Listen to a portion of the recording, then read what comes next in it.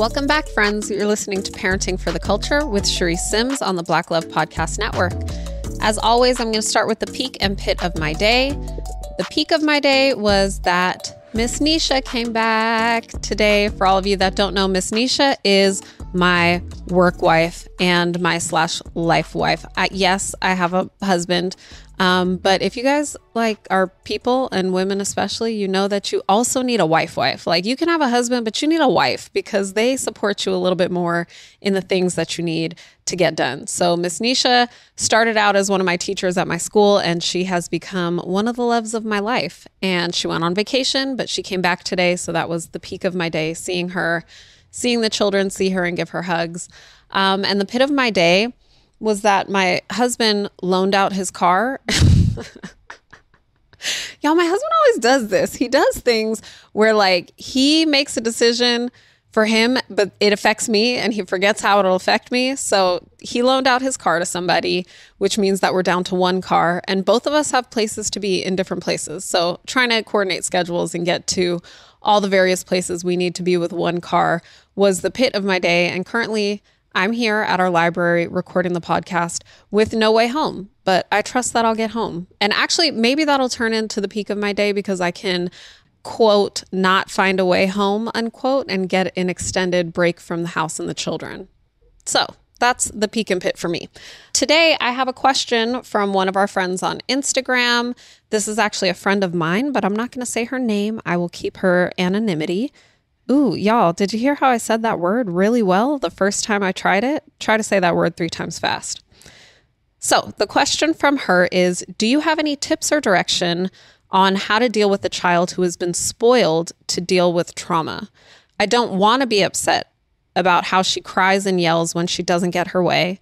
I keep encouraging her to communicate and talk to me, but she cries, throws tantrums, and shuts down. I don't want to come across as mean, but I'm in over my head. She's been taught to be hella manipulative, and everyone just gives in to her, and I know that this isn't the way to do it either. And this is actually the question of somebody who takes care of her niece. So I want to just have that perspective that this is someone who takes care of her niece, and there are multiple family members that are involved in raising this child. The child has been through different traumas. More recently, she witnessed a trauma on Monday. I don't know all the details. If I did, I probably wouldn't share them anyways, unless I had permission to share them. But she has witnessed a traumatic event, and she's been through traumatic events in her life. So as I understand the question, the child has learned to use tantrums and crying and screaming and shutting down as tools to get her needs met. And we'll start there because that's really how I want to reword this, is that I don't hear this question and see a child that is trying to be manipulated. I think that all children, when it comes to behavior, even adults, when it comes to our behavior, the things we do, the choices we make, we are all trying to get needs met. Sometimes the need is a need for play, a need for connection, a need to be seen or heard. Sometimes it's just a need for a cup of water, right? But whatever the need is, we first request it or demand it. And if we don't get it, then we usually have a feeling. And so we respond to this feeling and we're trying to get our need met. So number one, I want to say that I would reframe how you're even looking at the situation to say, she's not trying to manipulate me.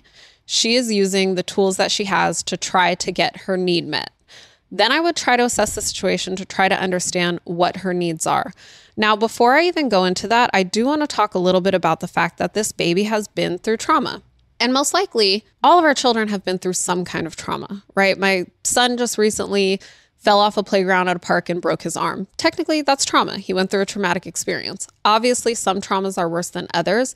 But when our children go through traumas, especially emotionally, psychologically, physically, we do want to have compassion for that.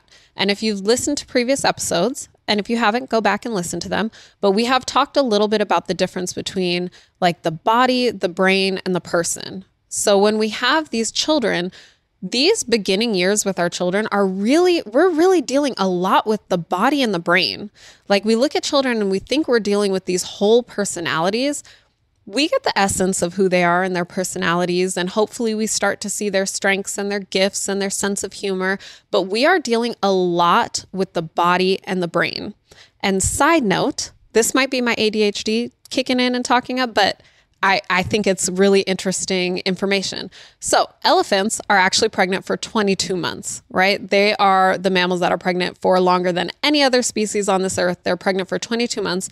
But when they give birth to a whole walking elephant. Their elephants come out very mature, start walking as soon as they're born. Why do I share that? In part because of the size of the animal, right? Because the animal is bigger, because it stands on 4 legs, it has much more space to be able to house and hold a baby for 22 months so that baby can mature inside the womb. Humans who stand up on 2 feet, we have less space to hold our babies in for a long amount of time.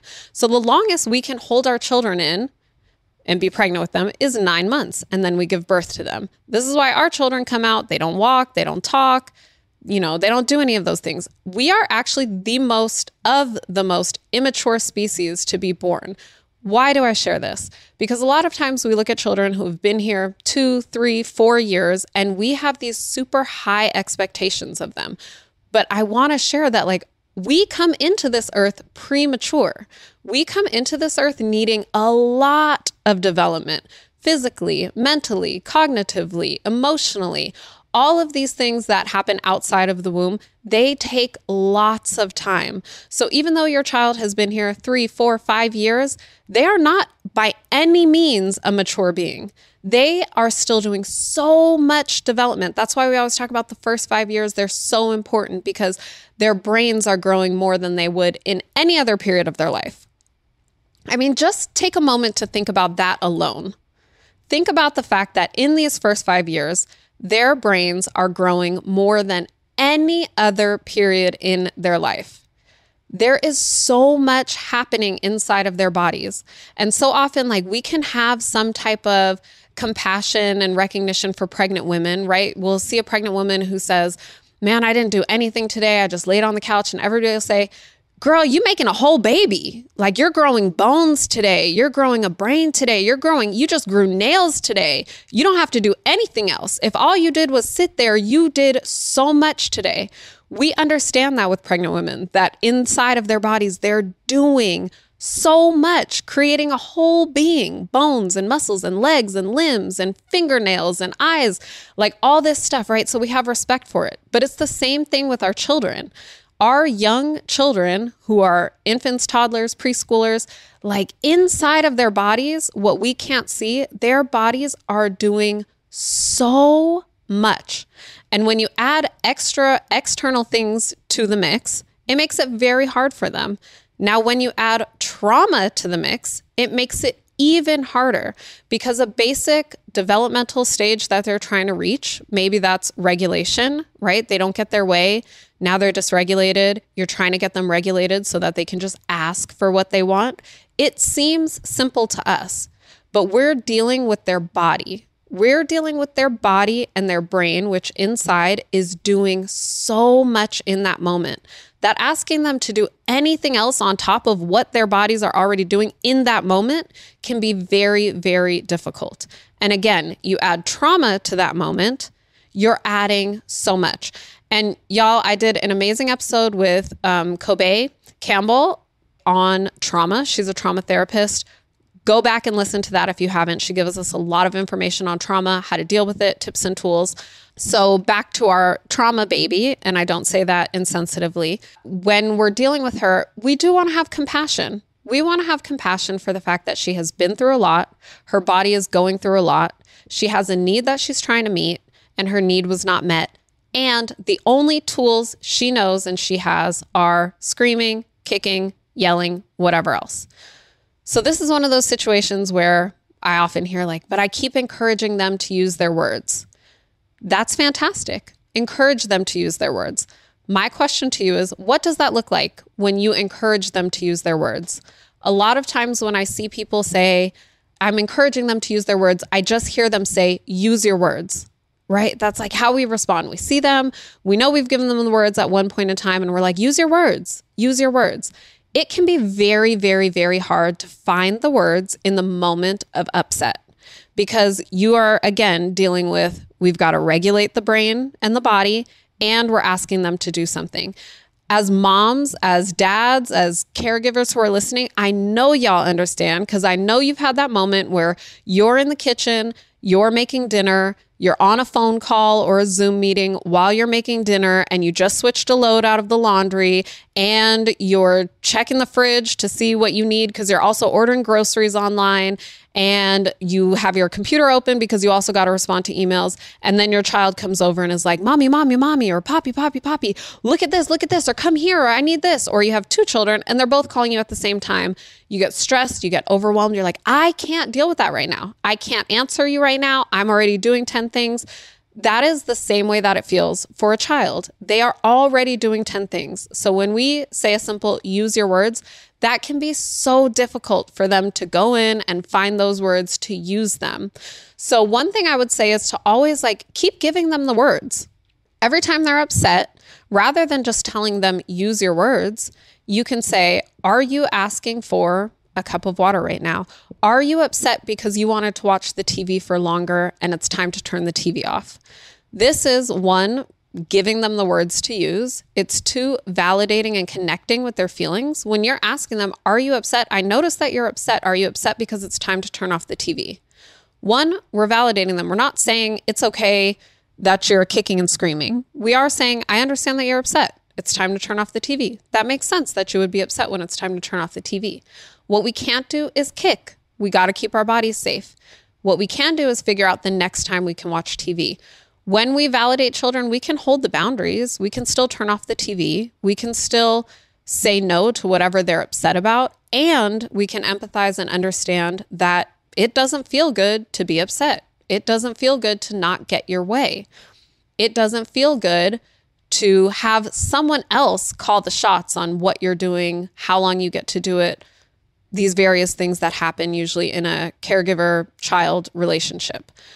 Same way that us as adults need money to go put gas in our car, and gas is going up ridiculously. If there's a gas company that wants to sponsor this podcast, I'm here for it. Go ahead and send me a $500 gas card to get me through a month. But anyways, if we go to the gas station and we put gas in our car, it's going to cost me, I got a 12-passenger van, it's going to cost me $100 to put gas in my car. I'm going to drive that baby for 1 week. In 1 week, that gas light is coming on and telling me to put more gas in my car. This is that mom or parent being like, use your words, right? The gas light is like, hey, go put gas in, use your words. If I go to the gas station and I have $0 left, I can understand that I need to put gas in my car to go anywhere else. But if I don't have it, I cannot put more gas in my car. So sometimes this whole use your words and these different things where we're like, I gave you tools, use them. When our children are still so immature, and I don't mean that in a negative, oh, you're immature sense, but literally, physically, cognitively immature, we have to keep refilling their tank. We have to keep refilling them with the words that we want to use. We have to keep refilling them with the tools that we want them to use. We have to keep refilling them with the techniques to help them regulate. And again, one of the best times to do this is outside of the moment. If my gas tank hits 0 and I'm in front of my house, I'm screwed. I can no longer drive my car to the gas station to get gas. I needed to fill my tank when I still had gas in my tank to get me to the gas station. The same is with our children. We don't want to wait until they are on empty to refill them with the tools.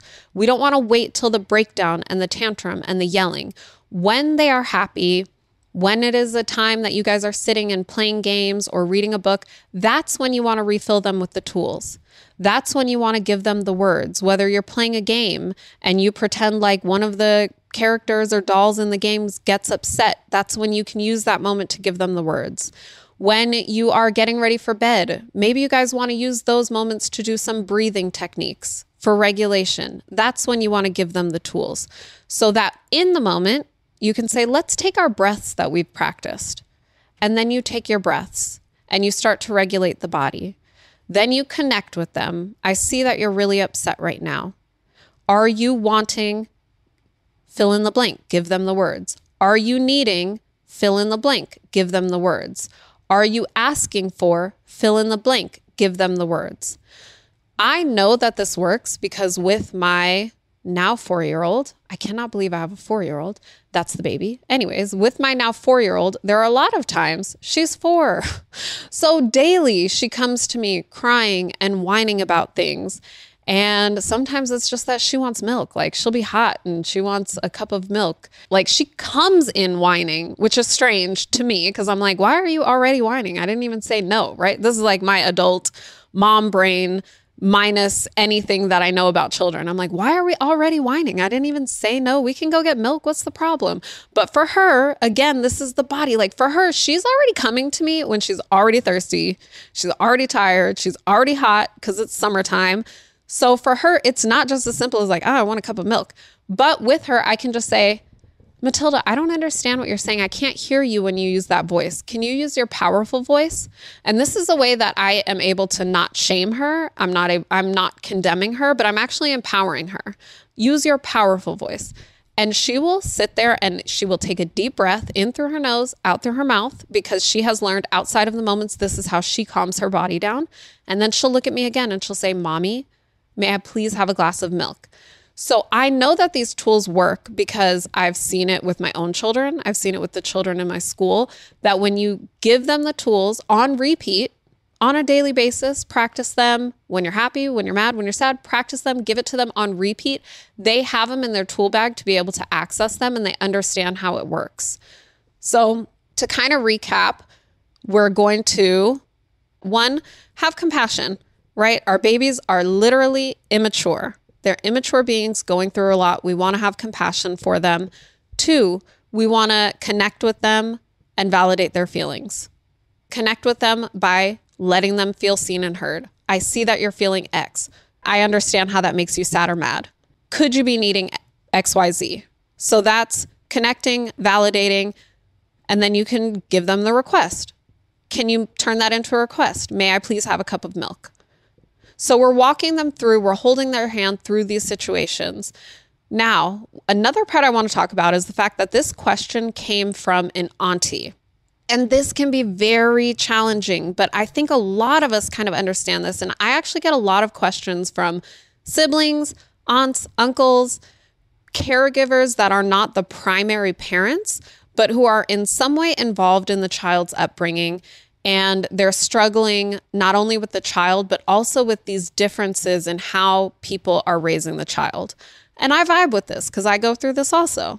Y'all, I'm here giving my parenting advice and I've studied early childhood development, but my husband did not. And he has different beliefs and different philosophy with children. And he and I sometimes come to a head doing different things.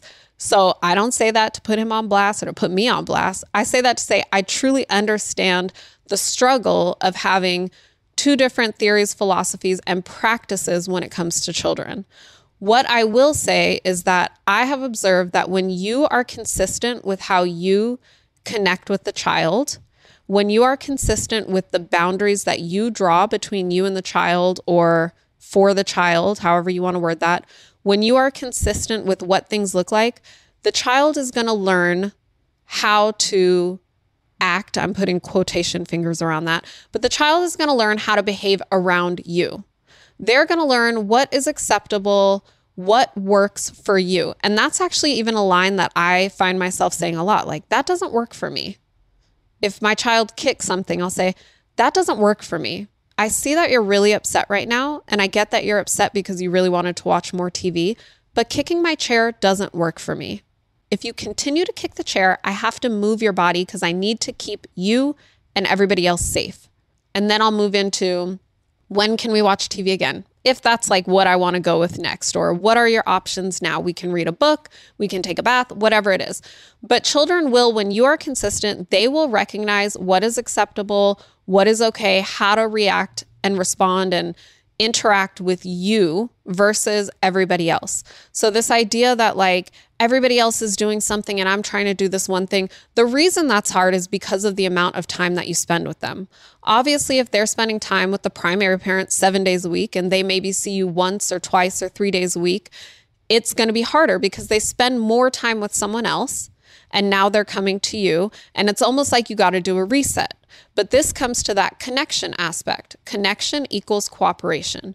And the more strongly you're connected to the child, regardless of whether you're the sibling, the auntie, the caregiver, grandparent, or the parent, the more that you are connected to your child, and by connection, I mean relationship. How often are you guys having fun together? Not just how often are you doing the tasks, not just how often are you feeding them, how often are you bathing them, not that. That's not connection. That's care. They know who to go to and who's going to make sure that they're healthy and okay. But how often are you actually sitting down and reading a book with them? How often are you finding out what they like to do?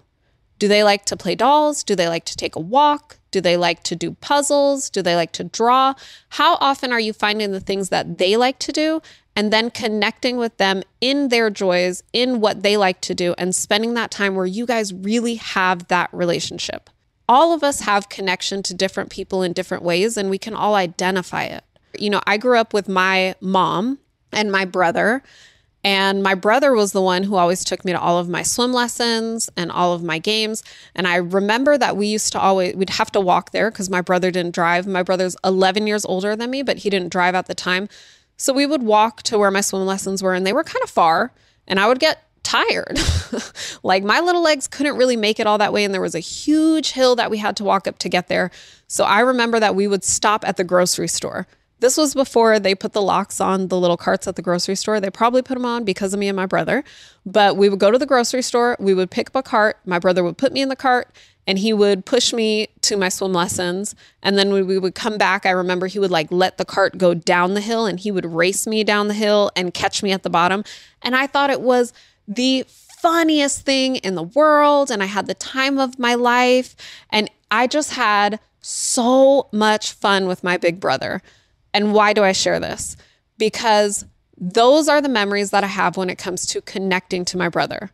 That's what I remember when I remember having a fun childhood, when I remember feeling loved and cared for. It was in these moments in a shopping cart on a way to a swim lesson, not in the fact that he later got his license and drove me to school, not in the fact that he made me dinner. And I remember those times as well. But those are things that as a child, you can't do it for yourself. Somebody has to, right? We don't connect with the person in the same way as someone who actually invests time and energy into us in a way that makes us feel wanted and loved and valuable and cool, make your child feel cool, or the child that you're taking care of. So the more that you connect with the child, the more cooperation you're going to get from them. So even if you have limited time with them, if you're the older sibling, the auntie, whatever it is, even if you have limited time with them, use that time very well to connect with them and to build those grocery cart memories with them, because you're going to end up being their go-to person. So through the trauma that they're going through these behavioral issues, they're going to want to cooperate with you and they're going to listen to how you want to support them. So like I said, connection equals cooperation. That's definitely something that you want to do with them. And then in terms of these other people that are involved, I know that there can be this feeling of how do I get them on board? How do I tell them the right way? Y'all, you can't tell people how to parent their children. I know you want to. I know you think you have a better way. I know I'm up here trying to tell y'all, but y'all turn on my podcast by choice. So you are here to get what I have to share. I'm not forcing it on you. I'm not walking into your home, putting on my podcast, telling you how to parent your children. You can't do that. If someone does not ask you for support or advice in raising their children, it is one of the most sensitive things. I promise you that as poorly as they're doing it the best that they can. So all you can do is love the child, connect with the child. You can continue to learn tips and tools and bring them into your relationship with the child. You can spend time around the child and the parent and kind of model these things that you're learning, model these things that work, because then the parent or whoever else is around can look and be like, wow, that really worked. How did you do that? That opens the door for you to explain how it works and what you know and give them more tips, tools, strategies, however that is. If they solicit your advice, by all means, give it to them, but you can't just dump it on them. If they follow you on social media, follow me, follow Destiny Ann, Follow They Call Me Mama Bennett. These are all my parenting people that I love on Instagram. Follow Mr. Chaz and share our stuff, right? Share the reels that you see that are impactful.